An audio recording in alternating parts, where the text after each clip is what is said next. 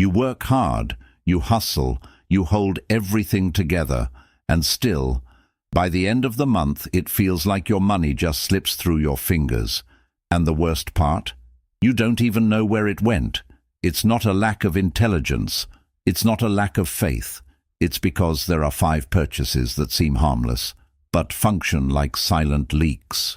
Today, I'm going to reveal the 5 things experienced rabbis never buy, and why those habits, without you realizing it, can keep you stuck for years, as if it's just normal life.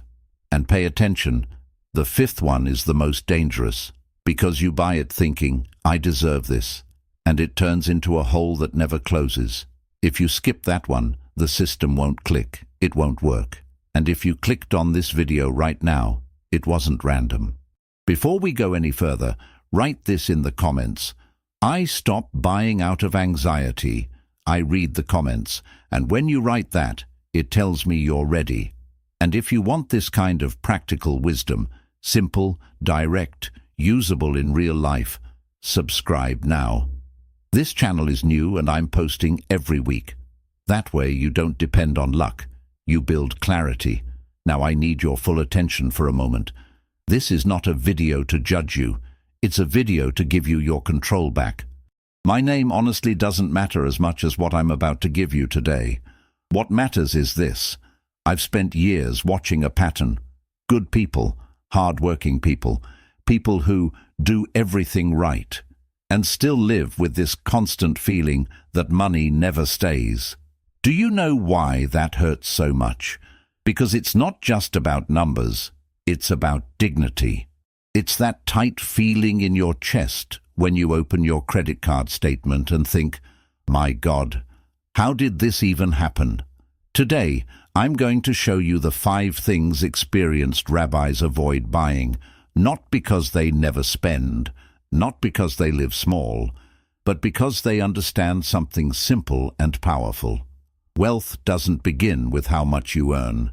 It begins with what you refuse to feed. And before you think, oh, this is just motivational talk, let me be clear. This is educational, practical, rooted in discipline and values. There are no miracles here, no get-rich promises, no 6 figures in 30 days. This is about changing your relationship with money, and that changes your life from the inside out. Now look at me. These 5 things fit together like pieces of a system. If you apply just one, it might help for a while, but you'll end up back in the same place. That's why I'm asking you to stay until the end, because the 5th one takes down good people precisely because it looks innocent. And before I give you the list, I want you to feel this personally. Let's do a quick exercise. No notebook, no budgeting app, no spreadsheets. Think about the last 3 things you bought without planning. It could be small, something random, takeout, an Amazon click, a Target run you didn't need, a today-only sale. Now answer honestly, without judging yourself. Which of those 3 solved a real need, and which one was trying to soothe a feeling? Because there's a massive difference. When it's a need, you buy it, and your mind relaxes. When it's a feeling, you buy it, and your mind wants more. This is where money starts leaking, not because of the dollar amount, but because of the pattern. Impulse becomes repetition. Repetition becomes habit. Habit becomes lifestyle. If you noticed that at least one of those purchases was to soothe exhaustion, loneliness, stress, frustration, then you just found your first invisible leak. And I need to tell you something gently. You're not weak for feeling that. You were trained to compensate emotion with consumption. That's not your fault. That's culture. That's advertising. That's treat-yourself messaging everywhere, from Instagram influencers to Super Bowl commercials. But starting today, it can be different. And if this first insight already turned a light on inside you, I'm going to ask you directly. Subscribe now. This channel is new, and I need your help to grow it. But more than that, you need this clarity in your life, because every week I'm going to bring you practical, clear, easy-to-apply principles so you can stop living in financial panic mode and start living with clarity. And there's something deeper here. When you subscribe, you're not just following a channel, you're making a decision, a quiet promise to yourself. I'm putting myself first. That's powerful. Now that you've identified the first leak, I'm going to show you the rule that ties all five together. Because once you understand this rule, you start seeing things you never noticed before. And that's where change happens. Not through magic, through awareness. Let me explain the rule that holds everything together. Without it, you might cut one expense or two. You'll feel relief for a few days. And then, without realizing it, you'll drift right back to where you started. The rule is simple, but it's uncomfortable. Money doesn't disappear. Money leaks through small permissions. And I know what you're thinking. But I don't spend that much. It's just little stuff. That's exactly the problem. Little stuff becomes habit. Habit becomes pattern. Pattern becomes destiny. What ruins most people financially isn't one huge, dramatic mistake. It's the accumulation of 50 small decisions made when you were tired, stressed, lonely, or just trying to feel better for 5 minutes. That's why today isn't just a list. It's a system, and I want you to picture these 5 habits like 5 faucets running in your house. You can work all month filling the bucket, but if faucets are dripping, it will never fill up. Listen carefully. This is the most important sentence in this video. The problem isn't how much you make, it's how much you let leak without noticing. Now let me show you why these 5 need to work together. Some people say, I'm cutting out unnecessary spending. But they keep the emotional anesthesia purchase. Others say, I'm going to be disciplined. But they're still buying to prove something to someone else. Others say, this is it. I'm investing now. But they invest in something they don't even understand, because a coworker mentioned it, or a TikTok finance guru said it was smart. See the pattern? You close one faucet, and the water starts dripping somewhere else. That's why we're building this step by step, one at a time. And while I walk you through each one, I want you to play a mental game. At every point, ask yourself, do I do this? When do I do it? What feeling shows up right before? Because when you identify the feeling, you find the root. And let me say something clearly. There's no shame here. Shame only does one thing. It keeps you stuck. We're using awareness, because awareness gives you your power back. Now let's go to the first item, and it hits where it hurts.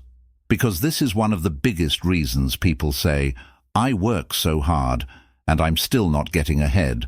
The first thing experienced rabbis avoid buying is anything you purchase just to be seen. Let me say that directly, but respectfully. Some purchases aren't about the object. They're about the look, the approval, the fear of looking less than, and this is far more common than you think. Especially for women who have spent their lives holding everything together, family, kids, career, aging parents, and deep down sometimes feel like no one really sees what they carry. So when an opportunity shows up to feel noticed, to feel valued, to feel admired, the impulse hits hard, and that's where the leak begins. Then an opportunity shows up, a new outfit, a sale, a limited drop, a small upgrade, and you think, I deserve this. I just need to feel good. Just this once. Here's the danger. It's not the price tag. It's the message you're sending yourself.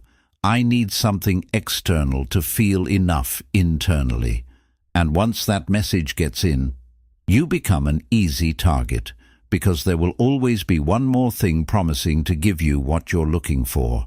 Before I give you the rule that cuts this pattern, let me ask you something. Answer honestly, inside your own mind. How many times have you bought something, and when you got home, the excitement faded faster than you expected? You look at it, you put it away, and life feels exactly the same. That doesn't make you weak. It makes you human. But starting today, you're going to learn to see this mechanism clearly. And I promise you, when you learn to identify this kind of purchase, it feels like weight coming off your shoulders. Because you stop spending money trying to fill something that shopping bags can't fill. Now the first item is going to give you one simple question. A question worth money, peace, and dignity. And after you internalize it, you'll never buy the same way again. Let's get straight to it. The first thing experienced rabbis avoid buying is this: status symbols purchased to impress people who don't pay your bills. I know, that hits.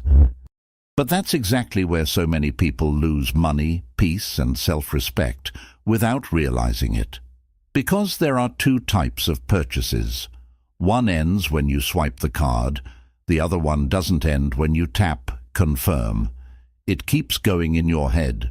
You buy it, you post it, you show it, you wait for reactions, and for a few minutes you feel relief. A little, okay, now I'm good. Then comes the silence, and in the silence comes the credit card bill. And with the bill comes something worse. I shouldn't have done that, so you compensate, again and again and again, and that becomes a cycle. Here's the truth nobody says gently. A lot of people buy to be seen because they spent too long not feeling seen, especially women who held the house together, the kids, the marriage, the job, the chaos. And rarely heard, I see what you do. I appreciate you. I recognize you. So when there's a chance to feel visible, valued, validated, the impulse hits hard. In a culture driven by image, from designer handbags to luxury SUVs in the driveway, from Instagram highlight reels to the pressure of keeping up with the Joneses, the temptation is constant. Now let me tell you something personal. When I was younger, I fell into this too. I wanted to prove I had made it. It wasn't about usefulness. It was about the message. A senior rabbi once asked me a question I've never forgotten. A question that honestly saved me a lot of money. He looked at what I wanted to buy and asked, "Who is this for?" I said, "For me." He looked at me calmly and said, "No, it's for someone's eyes, and eyes move on.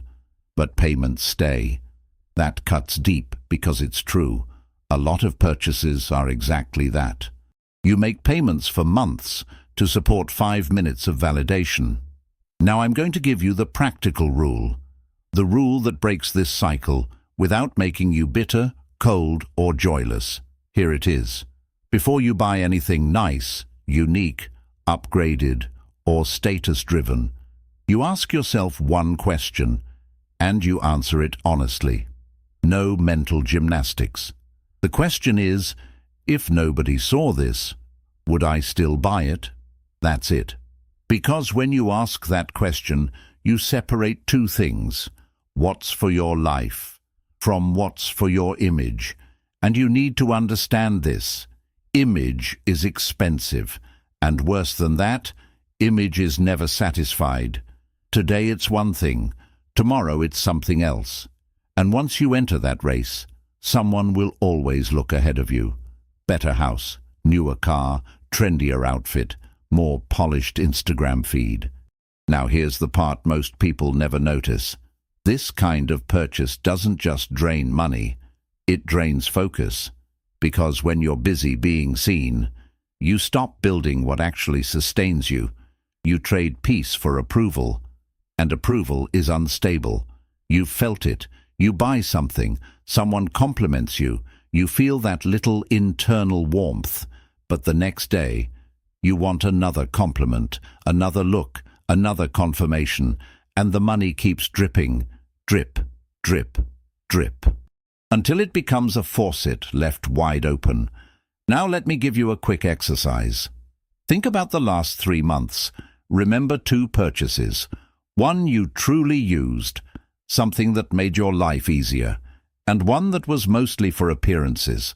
Now ask yourself, which one gave you real peace? Almost always it's the first one. because peace comes from usefulness and alignment, not performance. And here's a delicate but powerful truth. When you stop buying to be accepted, you start accepting yourself, and that changes everything. Your posture, your tone, your confidence. You don't become less stylish, you become stronger, more grounded, more self-assured.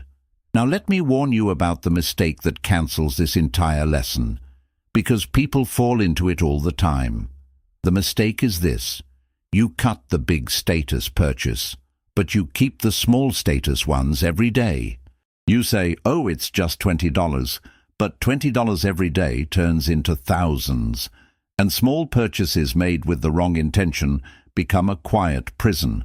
So it's not just about cutting a big-ticket item, it's about cutting the intention behind it. And if you want a simple phrase to use when the impulse hits, use this: I don't buy to prove, I buy to build. Repeat it internally, because in the moment of decision, that changes everything. Now take a breath, because the second item, it's the one that fools good, hard-working people the most. Let me warn you ahead of time. This next one is dangerous, because it disguises itself as a smart decision. You buy it thinking you're doing the responsible thing, but underneath, it's quietly eating your future. And once you see this clearly, you'll understand why so many hard-working people stay stuck, no matter how much they earn. Let's move to the second item. This one drains money from responsible, driven people because it comes dressed up as, I deserve it, I need this, it's necessary, it's an investment. And I'm going to say this clearly. The second thing experienced rabbis avoid buying is this: anything that loses value quickly, but you label it an investment to make yourself feel better. This destroys more financial futures than almost anything else, because you're not just spending, you're justifying. And when you justify, you stop questioning.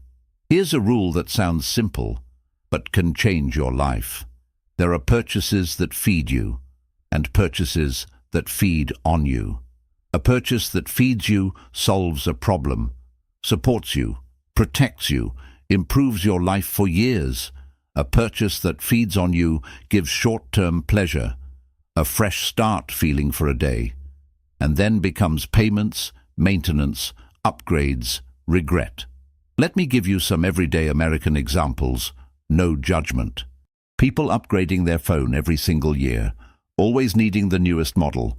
People refinancing cars early just to move up, buying furniture because it looked good in someone else's Instagram reel, jumping into Black Friday deals like it's the opportunity of a lifetime, signing up for limited-time courses that promise transformation. In the moment, it feels small. But 5 years later, the question shows up: how do I make decent money and still have nothing built, because everything got eaten by things that depreciate fast? Now I want to give you a mental picture. Imagine 2 bags. In the first bag, you place something that 5 years from now will still serve you, still hold value, or still generate some kind of return. In the second bag, you place something that 5 years from now will be outdated, broken, forgotten, and you'll think, why did I buy that? Most people keep filling the second bag, and then blame the economy, blame inflation, blame their paycheck. But it's not just the system, it's the pattern. And here's where I'm going to gently press on something deeper. A lot of people buy new things because they want to feel like they're entering a new phase of life. But a new phase doesn't come from an object. It comes from a decision. When you understand that, you stop trying to purchase an identity. Now, here's the practical rule for this item, and this is where the shift happens. Before buying anything significant or anything purely desire-based, run the 5-year test. Ask yourself, will this be worth more or less in 5 years? If the answer is less, you only move forward if there is a very clear, practical reason. If it's just to feel something, be careful. That's not investing. That's escaping. And here's why this test works so well. It pulls you out of impulse and places you into time. Impulse lives in the now. Wisdom lives in the long term. Now I know what you might be thinking, but I deserve good things. I'm not going to live small. And you're right. This isn't about living in scarcity. It's about living with clarity. There's a massive difference between buying something good and useful and buying something expensive that quietly owns you. The shift isn't about depriving yourself. It's about refusing to let fast depreciating decisions slowly steal your future. And when you master that distinction, your money stops disappearing. It starts building. And I agree with you. No one is saying you need to live punishing yourself. The goal here isn't to become rigid, it's to become aware. There's a huge difference between buying something good, useful, that genuinely serves you, and buying something expensive that quietly traps you. The trap is when you confuse expensive with better for me. Sometimes what's better for you is the simple thing that works. Let me give you a sentence that can stop a lot of unnecessary spending. I don't buy to feel something, I buy to solve something. When you install that in your mind, you start seeing clearly. Some purchases aren't needs, they're performances. And performance is expensive.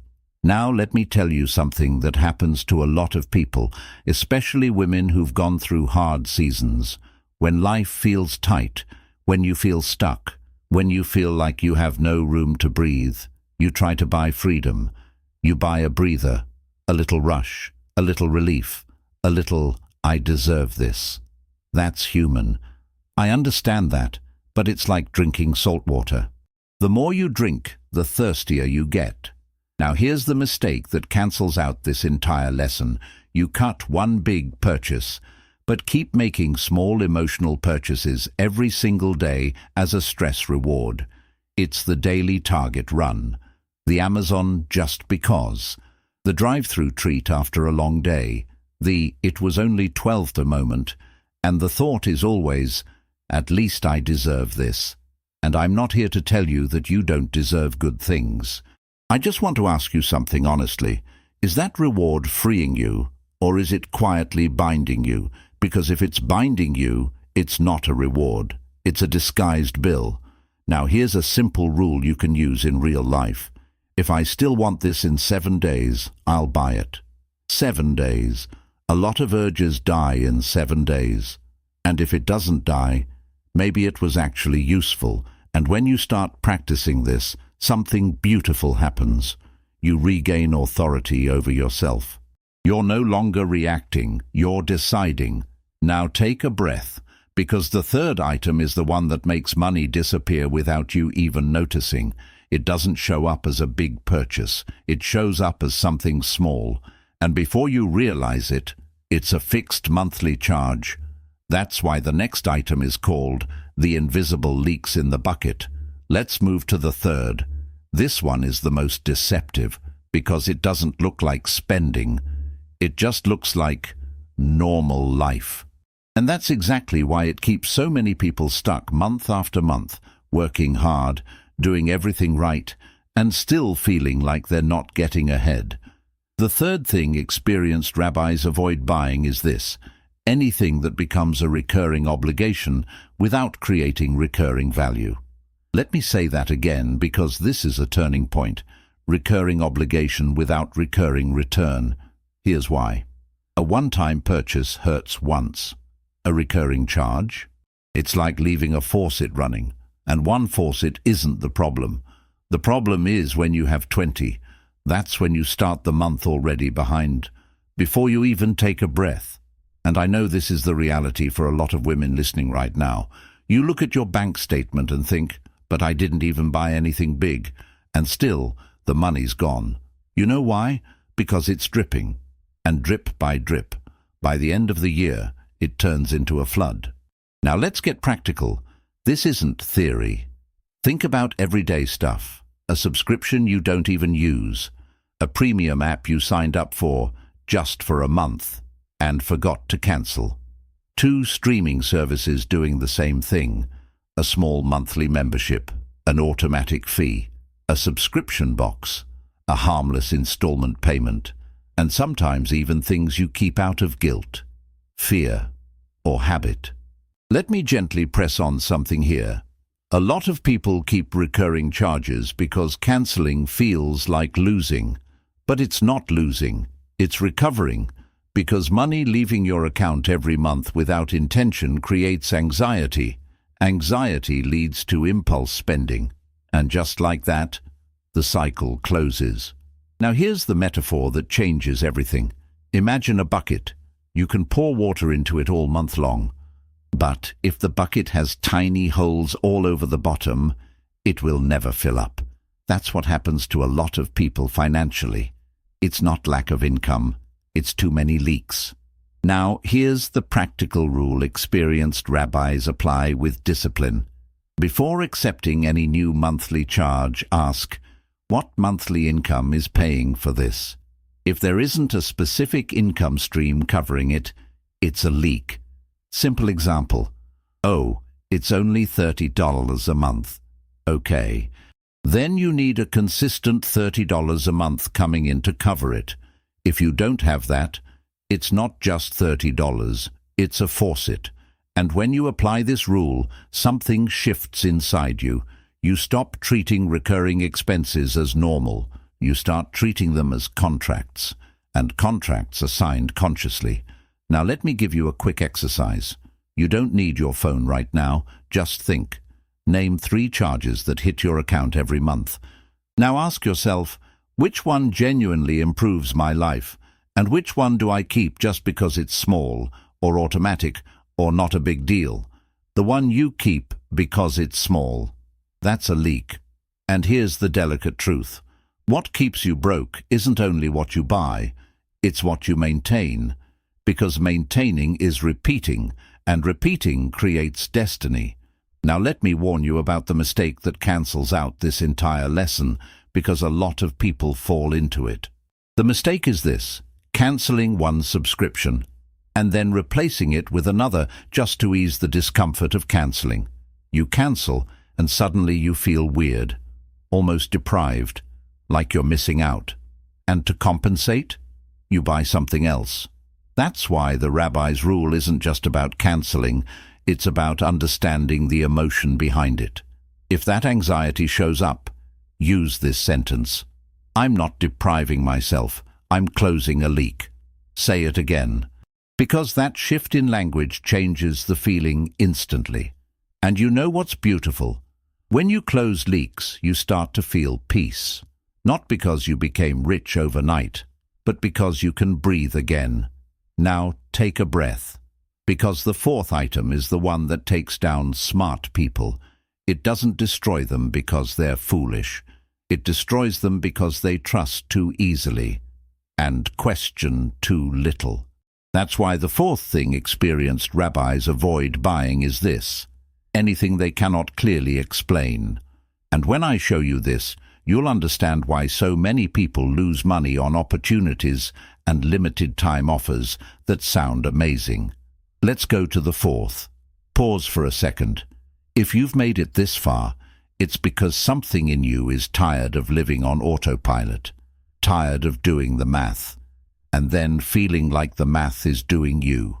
And let me tell you something respectfully.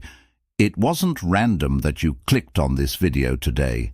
There comes a moment in life when a person is ready to see a pattern, and when that moment comes, the right message appears. You might think, I just clicked. But it wasn't just curiosity. It was a part of you asking for help, asking for clarity, asking for peace. So far, we've exposed 3 escapes that look normal, but quietly drain your future. Most people never stop long enough to look at this honestly. You are, and that already puts you ahead of a lot of people. Now, before I give you the 4th item, and before we get to the 5th, which is the most personal, I need to ask you something quickly. This channel is new, and I want to build a community of people who take this seriously. So subscribe now, not for me, for you. Because when you subscribe, you're making a statement. I'm done living on impulse. I'm choosing direction. And I promise you something simple. Here, you'll find practical principles, clear guidance, and respect. So you can live lighter, more organized, and more secure. Now let's move to the fourth item. Pay attention, because this one separates builders from people who fall into traps. The fourth item is what saves intelligent, hard-working people from falling into deep holes. The fourth thing experienced rabbis avoid buying is any product, opportunity or promise they cannot clearly understand. And listen carefully, this isn't about being paranoid. It's about respecting yourself, because some things show up wrapped in beautiful words. With a guarantee. Everyone's doing it. Limited spots. Once-in-a-lifetime opportunity. But underneath, it's just pressure. And pressure is the enemy of wise decisions. So here's the rule. Simple. Powerful. I call it the 3-sentence rule. Before you put money into anything, an investment, an expensive course, a business opportunity, a partnership, a can't-miss deal, you must be able to explain it in 3 simple sentences, as if you were explaining it to someone at your own kitchen table. 3 sentences, no jargon, no fancy language, no buzzwords. If you can't, you don't understand it yet. And if you don't understand it, you don't buy it. You know what happens to a lot of people? They're embarrassed to say, I don't get it, so they pretend they understand, because they don't want to look naive, and then they pay for that embarrassment. Let me tell you something gently. A wise person is not ashamed to ask questions. Embarrassment is expensive. And here's another truth. When something has to be explained with urgency, with pressure, with you have to decide right now energy, usually clarity is not on the seller's side. So memorize this sentence. If I don't understand it, I don't buy it. And if someone keeps pushing, you calmly say, when I understand it, I'll come back. That protects you from scams, from emotional decisions, and especially from one very dangerous thing in American culture, buying out of FOMO, fear of missing out. Now here's the mistake that cancels this whole principle. You don't understand it, but you buy it anyway because you trust the person. And I'm not telling you not to trust people. I'm telling you, trust yourself too. Money is not just money. It's your work, your time, your energy, your life. You don't hand that over in the dark. Now take a breath, because the fifth thing is the one that quietly breaks the heart of a tired woman. It doesn't disguise itself as an investment. It disguises itself as relief. And that's why it's the most dangerous one. Let's go to the fifth. I want you to listen to this with an open heart. It's not comfortable, but it is freeing. The fifth thing experienced rabbis avoid buying is this: trying to purchase peace for a pain that requires growth, presence, and truth. Let me say it more simply. They don't use shopping to silence what's screaming inside. And this is the most common trap of adult life. When you're exhausted, you buy relief. When you're sad, you buy relief. When you feel lonely, you buy relief. When you feel invisible, you buy relief. But that relief has a cost almost no one calculates. It's not the price of the product, it's the price of the habit. Because the purchase becomes emotional medication, and medication you take every time you feel something becomes dependency. And I know that might sting a little, but I'm telling you this with respect. You are not spending because you're weak. You're spending because at some point you learned that feeling was unsafe. So you try to fill it. And the entire culture pushes you in that direction. The world says, you deserve it. You work so hard. You only live once. Treat yourself. And sometimes, yes, a gift is beautiful, but there's a line where a treat turns into an escape. And the difference between the two comes down to one question. Am I buying this to celebrate or to avoid? If it's to celebrate, you buy it and you feel good. If it's to avoid, you buy it and the feeling comes back, sometimes stronger. And then you buy again, and money starts disappearing, not because you don't know how to budget, but because you're trying to pay, not to feel. Now let me tell you something that changes everything.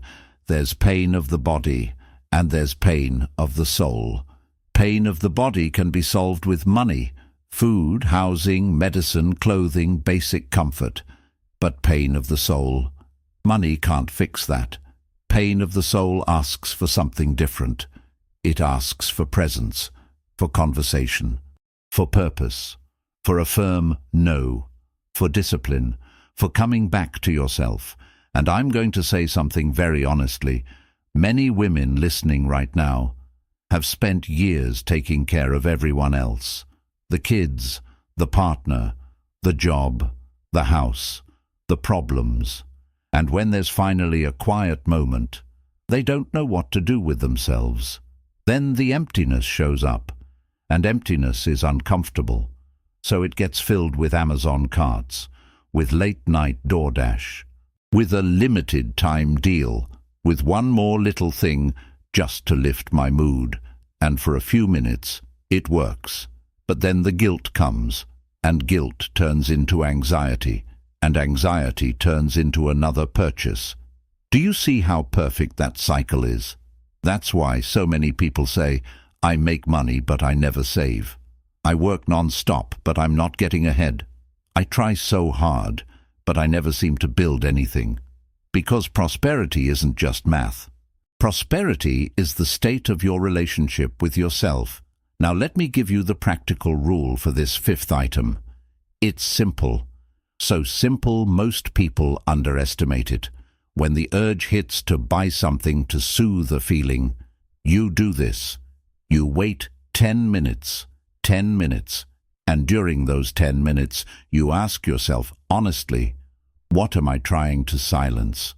Sometimes it's exhaustion, sometimes it's loneliness, sometimes it's anger, sometimes it's fear, sometimes it's frustration, sometimes it's that heavy feeling of, I have no control. And then you ask the second question, the most powerful one. What do I actually need right now? Because most of the time, what you need isn't to buy something. It's to sleep, to talk to someone, to breathe, to go for a walk around the block, to clean out one small corner of your house, to turn off your phone, to ask for help, to say no. And when you give yourself what you truly need, the impulse fades. And here's something beautiful. When you stop buying to numb yourself, you start saving without suffering. Because it's not sacrifice, it's freedom. Now here's the mistake that cancels this whole step. And it's the most common one. You try to stop the purchase, but you don't replace it with anything. So you're left with the emptiness and emotional withdrawal. That's why you need a simple replacement. And here's the one I want you to practice. When the urge hits, you say quietly, even if just in your own mind, I don't buy relief, I build peace. And then you choose 1 2-minute action that brings you back to yourself. Drink a glass of water slowly, paying attention to your breath. Clean out one small drawer. Write one honest sentence about what you're feeling. Text someone you trust. Say a short prayer asking for clarity. It sounds small, but this is how cycles are broken. Now I want to speak directly to you, the woman who might feel like she's carrying the world on her shoulders. You don't have to prove your worth to anyone. You don't have to buy attention. You don't have to buy love. You need to treat yourself like someone who deserves real peace. And real peace doesn't come in a rush. It comes with clarity.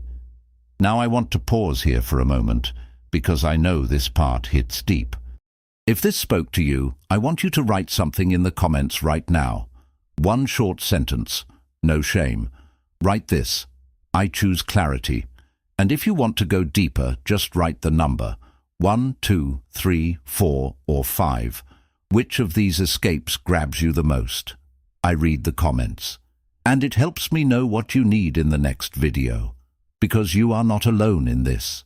Now let me tie everything together so you can see the full system, and I'm going to summarize it in a way you'll never forget. Now you understand the system. First, don't buy to be seen. Second, don't call something an investment when it only loses value. Third, don't accept monthly expenses without a monthly income stream that supports them. Fourth, don't buy what you cannot clearly explain. Fifth, don't use purchases to numb pain that requires presence and growth. And I want to tell you something with respect. You are not weak for falling into these patterns. Most people were never taught to see them. They just repeated what everyone else was doing. But the fact that you made it all the way here tells me something powerful. You're ready. Ready to shift. Ready to take ownership. Ready to build differently. If this video helped you, do 3 quick things right now. Subscribe. This channel is new and I'm posting every week. Leave a comment that says, "I choose clarity." And share this with someone who feels like their money just disappears every month. Stay with me. In the next video, I'm going to show you the 3 phrases that quietly open financial leaks inside your home and the exact replacement phrase that closes them on the spot. Shalom.